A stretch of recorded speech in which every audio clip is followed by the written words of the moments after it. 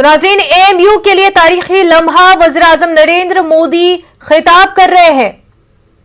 After a gap of 56 years, an incumbent Prime Minister of our country is taking part in the university celebrations.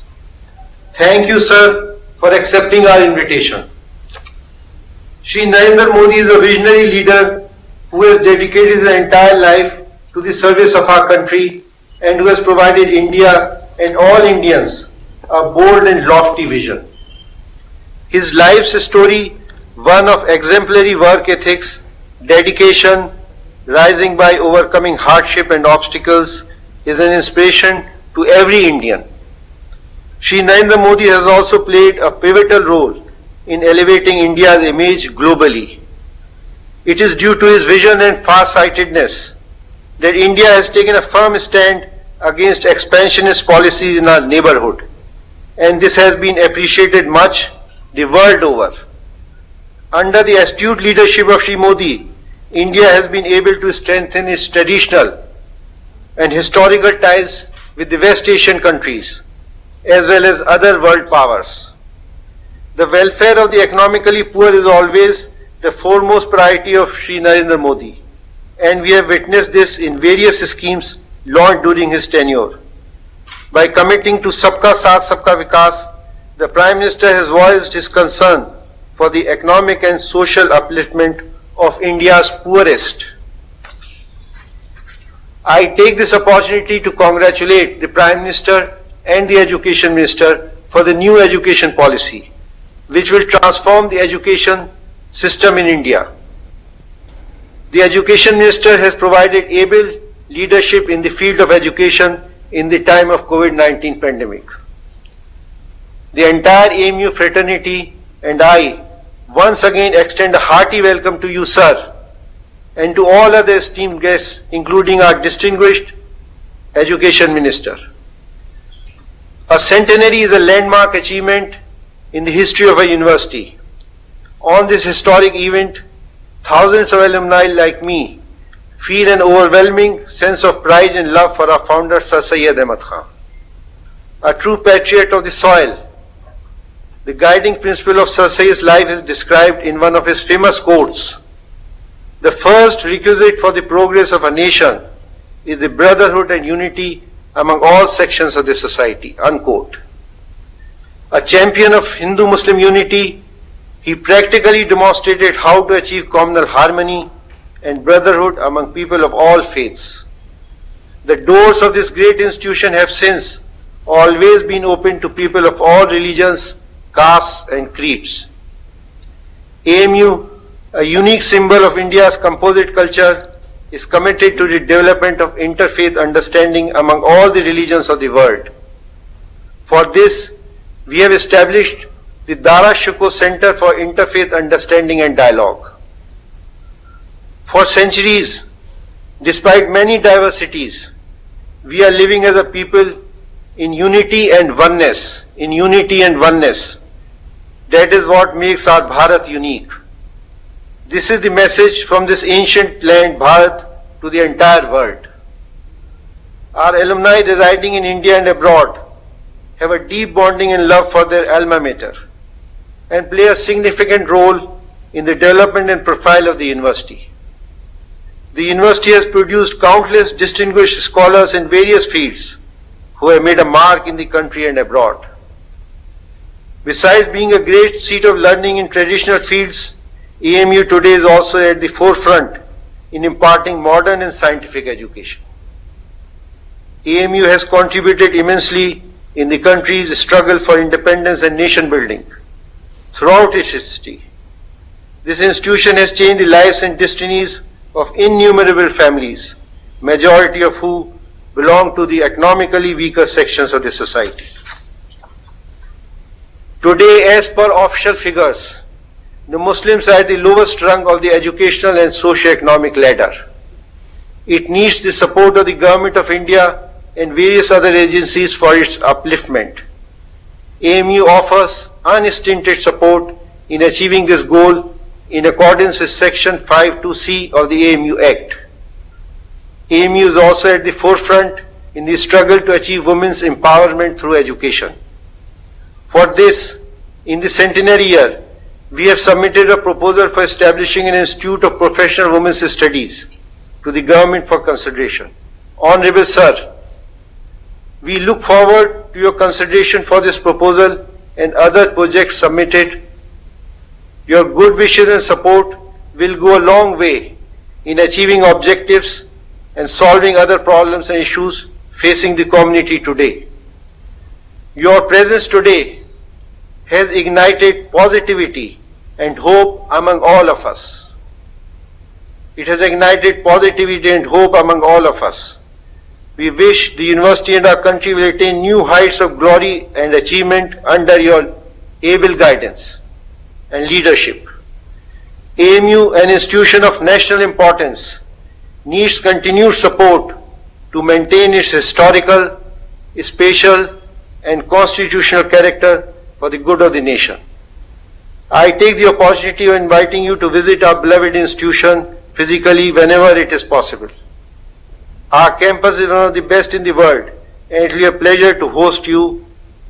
आखिर में मैं ये कहना चाहता हूं कि ये चमन सिर्फ डिग्री ही नहीं देता बल्कि मोहब्बत, तहजीब, भाईचारा और देशभक्ति भी देता है.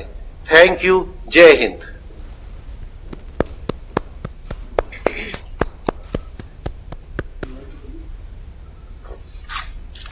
I request the Honorable Prime Minister to release the postal stamp issued by the Department of Post and Telegraph on Aligarh Muslim University on the occasion of the centenary.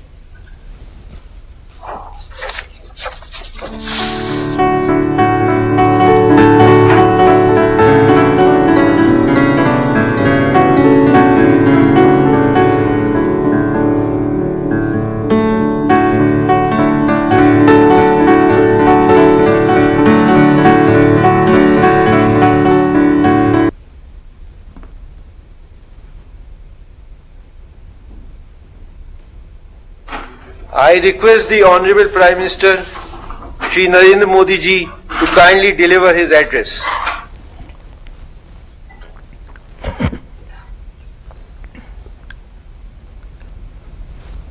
नमस्कार. अलीगढ़ मुस्लिम यूनिवर्सिटी के chancellor his holiness doctor Syedna Mufaddal Saifuddin साहब, शिक्षा मंत्री doctor Ramesh Pokhriyal Nishank जी, शिक्षा राज्य मंत्री श्रीमान संजय धोत्रे जी, vice chancellor भाई तारिक मंसूर जी, सभी प्रोफेसर्स, स्टाफ, इस कार्यक्रम में जुड़े एएमयू के हजारों छात्र छात्राएं, एएमयू के लाखों एलुमनाई, अन्य महानुभाव और साथियों, सबसे पहले मैं आप सभी का आभार व्यक्त करना चाहता हूं. आपने एएमयू के शताब्दी समारोह के इस ऐतिहासिक अवसर पर मुझे अपनी खुशियों के साथ जुड़ने का मौका दिया है. मैं तस्वीरों में देख रहा था century gate, social science department, mass communication, तमाम विभागों की बिल्डिंग्स को खूबसूरती से सजाया गया है. ये सिर्फ बिल्डिंग नहीं है, इनके साथ शिक्षा का जो इतिहास जुड़ा है वो भारत की अमूल्य धरोहर है. आज एएमयू से तालीम लेकर निकले सारे लोग भारत के सर्वश्रेष्ठ स्थानों पर और संस्थानों में नहीं बल्कि दुनिया के सैकड़ों देशों में छाए हुए हैं. मुझे विदेश यात्रा के दौरान अक्सर यहां के अलुमनाई मिलते हैं जो बहुत गर्व से बताते हैं कि मैं एएमयू से पढ़ा हूं। एएमयू के अलुमनाई कैंपस से अपने साथ हंसी मजाक और शेरो शायरी का एक अलग अंदाज लेकर आते हैं। वो दुनिया में कहीं भी हो, भारत की संस्कृति का प्रतिनिधित्व करते हैं। प्राउड अलीग्स, यही कहते हैं ना आप लोग, पार्टनर्स। आपके इस गर्व की वजह भी है।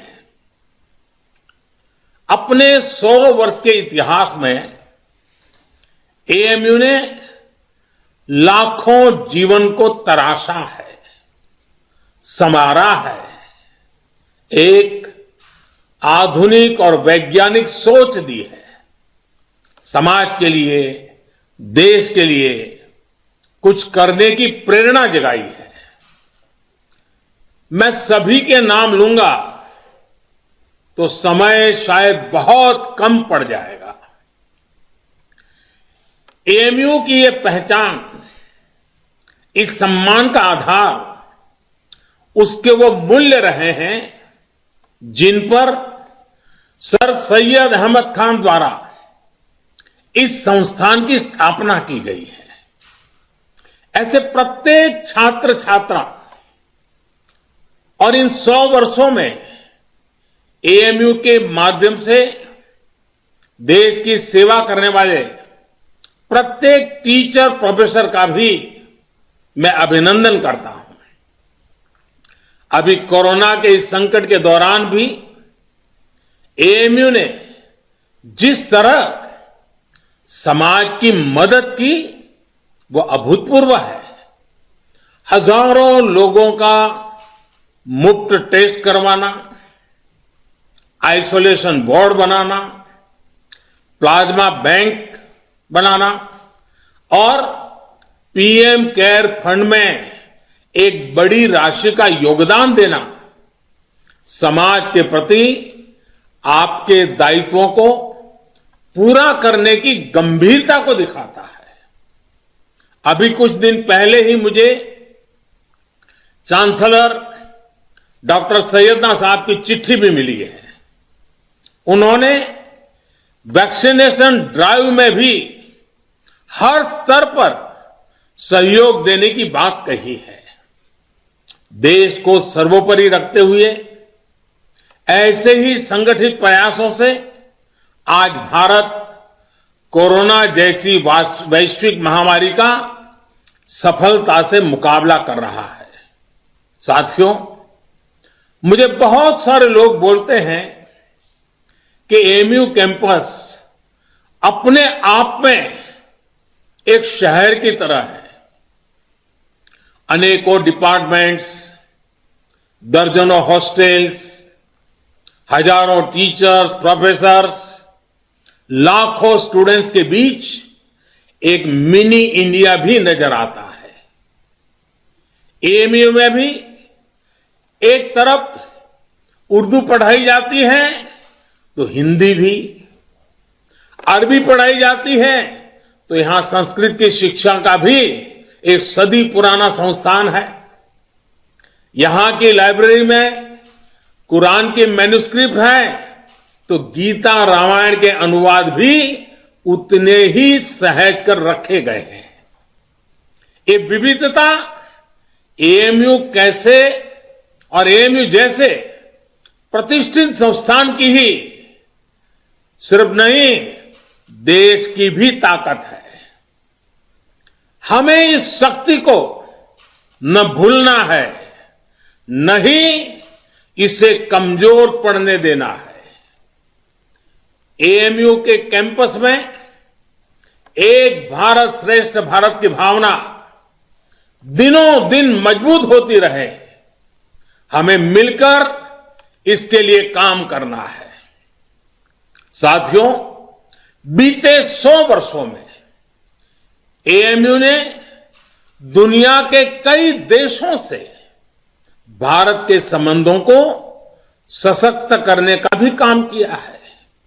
उर्दू, अरबी और फारसी भाषा पर यहां जो रिसर्च होती है, इस्लामिक साहित्य पर जो रिसर्च होती है, वो समूचे इस्लामिक वर्ल्ड के साथ भारत के सांस्कृतिक रिश्तों को नई ऊर्जा देती है। मुझे बताया गया है कि अभी लगभग 1000 विदेशी स्टूडेंट्स हमारे यहां एएमयू में पढ़ाई कर रहे हैं। ऐसे में एएमयू की यह भी जिम्मेदारी है कि हमारे देश में जो अच्छा है, जो बेहतरीन है, जो देश की ताकत है, वो देखकर, वो सीखकर, उसकी यादें लेकर के ये छात्र अपने अपने देशों में जाएं। क्योंकि एएमयू में जो भी बातें वो सुनेंगे, देखेंगे, उसके आधार पर वो राष्ट्र के तौर पर भारत की आइडेंटिटी से जोड़ेंगे। इसलिए आपके संस्थान पर एक तरह से दोहरी जिम्मेदारी है, अपना रिस्पेक्ट बढ़ाने की और अपनी रिस्पॉन्सिबिलिटी बखूबी निभाने की। आपको एक तरफ अपनी यूनिवर्सिटी के सॉफ्ट पावर को और निखारना है और दूसरी तरफ नेशन बिल्डिंग के अपने दायित्व को निरंतर पूरा करना है। मुझे विश्वास है एएमयू से जुड़ा प्रत्येक व्यक्ति, प्रत्येक छात्र छात्रा अपने कर्तव्यों को ध्यान में रखते हुए ही आगे बढ़ेगा। मैं आपको सर सैयद द्वारा कही गई एक बात, उस बात की आज याद दिलाना चाहता हूं। उन्होंने कहा था, अपने देश की चिंता करने वाले का पहला और सबसे बड़ा कर्तव्य है कि वो सभी लोगों के कल्याण के लिए कार्य करे, भले ही लोगों की जाति, मत या मजहब कुछ भी हो। साथियों, अपनी इस बात को विस्तार देते हुए सर सैयद ने एक उदाहरण भी दिया था।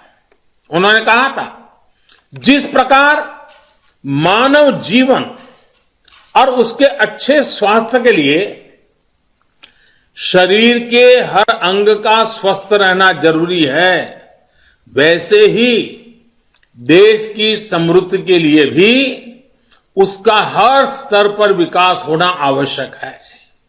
साथियों, आज देश भी उस मार्ग पर बढ़ रहा है जहां प्रत्येक नागरिक को बिना किसी भेदभाव देश में हो रहे विकास का लाभ मिले।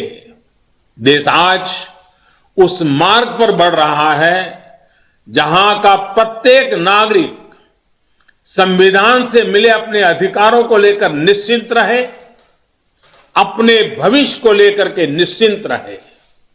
देश आज उस मार्ग पर बढ़ रहा है जहां मजहब की वजह से कोई पीछे न छूटे, सभी को आगे बढ़ने के समान अवसर मिले, सभी अपने सपने पूरे करें। सबका साथ, सबका विकास, सबका विश्वास, यह मंत्र इसका मूल आधार है। देश की नीयत और नीतियों में यही संकल्प झलकता है। आज देश गरीबों के लिए जो योजनाएं बना रहा है, जो बिना किसी मत मजहब के भेद के हर वर्ग तक पहुंच रही है, बिना किसी भेदभाव 40 करोड़ से ज्यादा गरीबों के बैंक खाते खुले, बिना किसी भेदभाव 2 करोड़ से ज्यादा गरीबों को पक्के घर दिए गए, बिना किसी भेदभाव 8 करोड़ से ज्यादा महिलाओं को गैस कनेक्शन मिला, बिना किसी भेदभाव कोरोना के इस समय में 80 करोड़ देशवासियों को मुफ्त अन्न सुनिश्चित किया गया, बिना किसी भेदभाव आयुष्मान योजना के तहत 50 करोड़ लोगों को 5 लाख रुपए तक का मुफ्त इलाज संभव हुआ। जो देश का है वो हर देशवासी का है और इसका लाभ हर देशवासी को मिलना ही चाहिए। हमारी सरकार इसी भावना के साथ काम कर रही है। साथियों, कुछ दिन पहले मेरी मुलाकात अलीगढ़ मुस्लिम यूनिवर्सिटी के ही एक एलुमनाई से हुई थी। वो एक इस्लामिक स्कॉलर भी है। उन्होंने एक बहुत इंटरेस्टिंग बात मुझे बताई जो मैं आपसे भी शेयर करना चाहता हूं। स्वच्छ भारत मिशन के तहत जब देश में 10 करोड़ से ज्यादा शौचालय बने तो इसका लाभ सभी को हुआ। ये शौचालय भी बिना भेदभाव ही बने थे। लेकिन एक उसका एस्पेक्ट ऐसा जिनकी उतनी चर्चा नहीं हुई है और न ही एकेडमिक वर्ल्ड का इस पर उतना ध्यान गया है। मैं चाहता हूं कि अलीगढ़ मुस्लिम यूनिवर्सिटी का भी हर स्टूडेंट इस पर गौर करे। मेरे साथियों, एक समय था जब हमारे देश में मुस्लिम बेटियों का ड्रॉप आउट रेट, शिक्षा में से ड्रॉप आउट रेट 70% से ज्यादा था, 70% से ज्यादा था। मुस्लिम समाज की प्रगति में बेटियों का इस तरह पढ़ाई बीच में छोड़ना हमेशा से बहुत बड़ी बाधा रहा है। लेकिन 70 साल से हमारे यहां स्थिति यही थी कि 70% से ज्यादा मुस्लिम बेटियां अपनी पढ़ाई पूरी नहीं कर पाती थी। इन्हीं स्थितियों में स्वच्छ भारत मिशन शुरू हुआ। गांव-गांव शौचालय बने। सरकार ने स्कूल जाने वाली गर्ल्स स्टूडेंट के लिए मिशन मोड पे अलग शौचालय बनवाए। आज देश के सामने क्या स्थिति है? पहले मुस्लिम बेटियों का जो स्कूल ड्रॉप आउट रेट 70% से ज्यादा था, वो अब घटकर करीब करीब 30% रह गया है। पहले लाखों मुस्लिम बेटियां शौचालय की कमी की वजह से पढ़ाई छोड़ देती थी। अब हालात बदल रहे हैं। मुस्लिम बेटियों का ड्रॉप रेट कम से कम हो, इसके लिए केंद्र सरकार निरंतर प्रयास कर रही है। आपकी अलीगढ़ मुस्लिम यूनिवर्सिटी में भी स्कूल ड्रॉप आउट छात्र छात्राओं के लिए ब्रिज कोर्स चलाया जा रहा है। और अभी मुझे एक और बात बताई गई है जो बहुत अच्छी लगी है। एएमयू में अब फीमेल स्टूडेंट्स की संख्या बढ़कर 35% हो गई है। मैं आप सबको बधाई देना चाहूंगा। मुस्लिम बेटियों की शिक्षा पर, उनके सशक्तिकरण पर सरकार का बहुत ध्यान है। पिछले 6 साल में सरकार द्वारा करीब करीब 1 करोड़ मुस्लिम बेटियों को स्कॉलरशिप दी गई है। साथियों, जेंडर के आधार पर भेदभाव न हो, सबको बराबर अधिकार मिले, देश के विकास का लाभ सबको मिले, ये एएमयू की स्थापना की प्राथमिकताओं में था। आज भी एएमयू के पास ये गौरव है कि इसकी फाउंडर चांसलर की जिम्मेदारी बेगम सुल्तान ने संभाली थी। 100 साल पहले की परिस्थितियों में यह किया जाना कितना बड़ा काम था, इसका अंदाज लगाया जा सकता है। आधुनिक मुस्लिम समाज के निर्माण का जो प्रयास उस समय शुरू हुआ था, 3 तलाक जैसी कुप्रथा का अंत करके देश ने आज उसे आगे बढ़ाया है। साथियों, पहले यह कहा जाता था कि अगर एक महिला शिक्षित होती है तो पूरा परिवार शिक्षित हो जाता है। यह बात सही है, लेकिन परिवार की शिक्षा के आगे भी इसके गहरे मायने हैं। महिलाओं को शिक्षित इसलिए होना है ताकि वो अपने अधिकारों का सही इस्तेमाल कर सके, अपना भविष्य खुद तय कर सके। एजुकेशन अपने साथ लेकर के आती है एम्प्लॉयमेंट और एंटरप्रेन्योरशिप। एम्प्लॉयमेंट और एंटरप्रेन्योरशिप अपने साथ लेकर आते हैं इकोनॉमिक इंडिपेंडेंस। इकोनॉमिक इंडिपेंडेंस में होता है एम्पावरमेंट। एक एम्पावर्ड विमेन का हर स्तर पर, हर फैसले में उतना ही बराबर का योगदान होता है जितना किसी और का। फिर चाहे बात परिवार को डायरेक्शन देने की हो या फिर देश को डायरेक्शन देने की। आज जब मैं आपसे बात कर रहा हूं तो देश की अन्य शिक्षा संस्थानों से भी कहूंगा कि ज्यादा से ज्यादा बेटियों को शिक्षा में जोड़े और उन्हें सिर्फ एजुकेशन ही नहीं बल्कि हायर एजुकेशन तक लेकर के जाएं।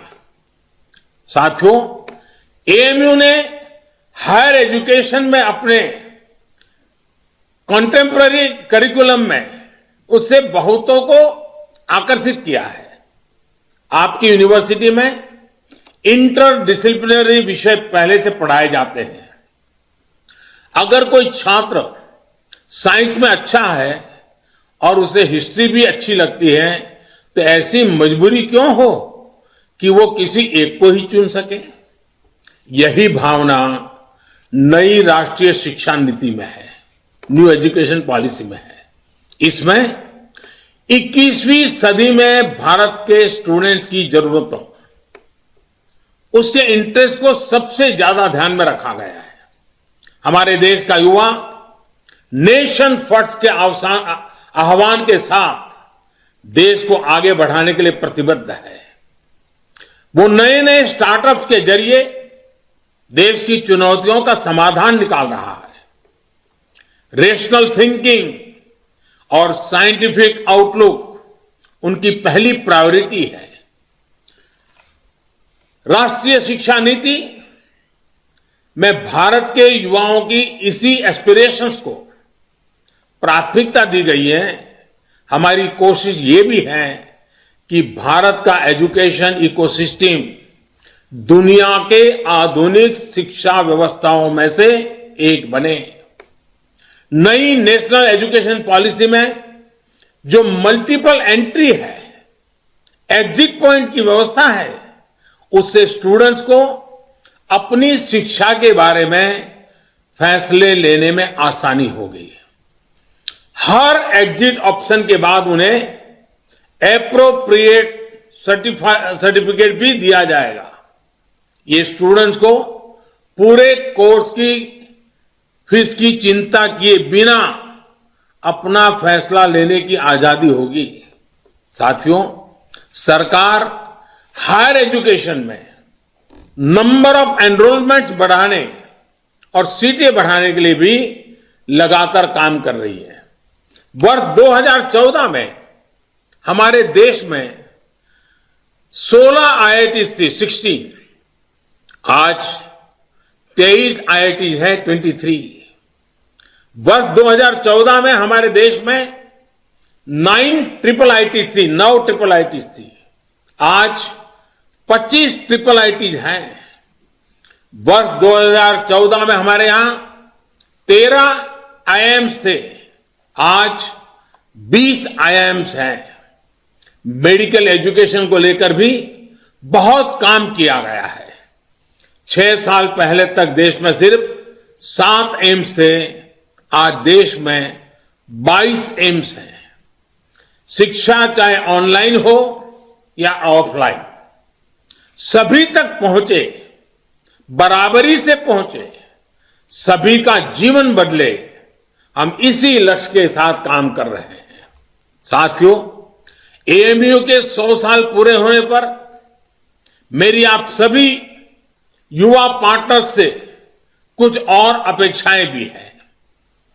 क्यों न 100 साल के इस मौके पर एएमयू के 100 हॉस्टल्स एक एक्स्ट्रा करिकुलर टास्क करें। ये टास्क देश की आजादी के 75 साल पूरे होने से जुड़े हो। जैसे एएमयू के पास इतना बड़ा इनोवेटिव और रिसर्च ओरिएंटेड टैलेंट है, क्यों न हॉस्टल के छात्र ऐसे स्वतंत्रता संग्राम के सेनानियों पर रिसर्च करके उनके जीवन को देश के सामने लाए, जिनके बारे में अभी उतनी जानकारी नहीं है। कुछ स्टूडेंट्स इन महापुरुषों के जन्मस्थान जाए, उनकी कर्मभूमि जाए, उनके परिवार के लोग अब कहां हैं उनसे संपर्क करें। कुछ स्टूडेंट्स ऑनलाइन रिसोर्स को एक्सप्लोर करें। उदाहरण के तौर पर 75 हॉस्टल्स एक एक आदिवासी फ्रीडम फाइटर पर एक एक रिसर्च डॉक्यूमेंट तैयार कर सकते हैं। इसी तरह 25 हॉस्टल्स महिला फ्रीडम फाइटर्स पर रिसर्च कर सकते हैं, काम कर सकते हैं। एक और काम है जो देश के लिए एएमयू के छात्र छात्राएं कर सकते हैं। एएमयू के पास देश की इतनी बेशकीमती प्राचीन पांडुलिपियां है। ये सब हमारी सांस्कृतिक धरोहर है। मैं चाहूंगा कि आप टेक्नोलॉजी के माध्यम से इन्हें डिजिटल, इन्हें वर्चुअल अवतार में पूरी दुनिया के सामने लाएं। मैं एएमयू के विशाल एलुमनाई नेटवर्क को भी आह्वान करता हूं कि नए भारत के निर्माण में अपनी भागीदारी और बढ़ाएं। आत्मनिर्भर भारत अभियान को सफल बनाने के लिए, वोकल फॉर लोकल को सफल बनाने के लिए बहुत कुछ किया जाना बाकी है। इसे लेकर अगर मुझे एएमयू से सुझाव मिले, एएमयू एलुमनाई के सुझाव मिले, तो मुझे बहुत खुशी होगी। साथियों, आज पूरी दुनिया की नजरें भारत पर है। जिस सदी को भारत की सदी बताया जा रहा है, उस लक्ष्य की तरफ भारत कैसे आगे बढ़ता है, इसे लेकर पूरी दुनिया में क्यूरियोसिटी है। इसलिए आज हम सभी का एकमात्र और एक निष्ठ लक्ष्य ये होना चाहिए कि भारत को आत्मनिर्भर कैसे बनाए। हम कहां और किस परिवार में पैदा हुए, किस मत मजहब में बड़े हुए, इससे भी अहम यह है कि हर एक नागरिक की आकांक्षाएं और उसके प्रयास देश की आकांक्षाओं से कैसे जुड़े। जब इसको लेकर एक मजबूत नींव पड़ेगी तो लक्ष्य तक पहुंचना और आसान हो जाएगा।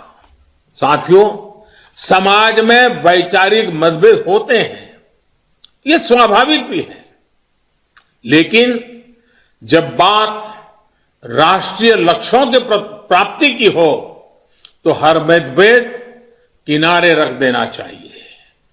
जब आप सभी युवा साथी इस सोच के साथ आगे बढ़ेंगे तो ऐसी कोई मंजिल नहीं जो हम मिलकर के हासिल न कर सके।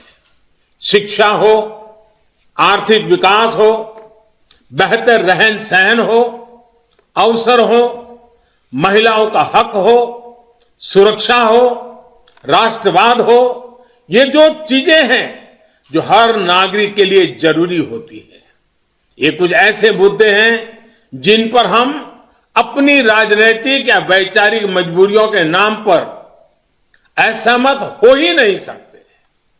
यहां अलीगढ़ मुस्लिम यूनिवर्सिटी में इन मुद्दों पर बात करना मेरे लिए इसलिए भी स्वाभाविक है क्योंकि यहां से स्वतंत्रता के अनेक सेनानी निकले हैं, इस मिट्टी से निकले हैं। इन स्वतंत्रता सेनानियों की भी अपनी पारिवारिक, सामाजिक, वैचारिक परवरिश थी, अपने अपने विचार थे, लेकिन जब गुलामी से मुक्ति की बात आई तो सारे विचार आजादी के एक लक्ष्य के साथ ही जुड़ गए।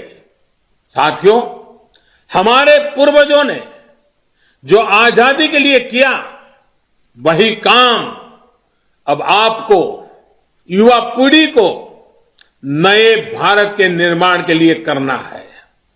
जैसे आजादी एक कॉमन ग्राउंड थी, वैसे ही नए भारत के लिए हमें एक कॉमन ग्राउंड पर काम करना है। नया भारत आत्मनिर्भर होगा, हर प्रकार से संपन्न होगा, तो लाभ भी सभी 130 करोड़ से ज्यादा देशवासियों को होगा। ये विमर्श समाज के हर हिस्से तक पहुंचे, ये काम आप कर सकते हैं, युवा साथी कर सकते हैं।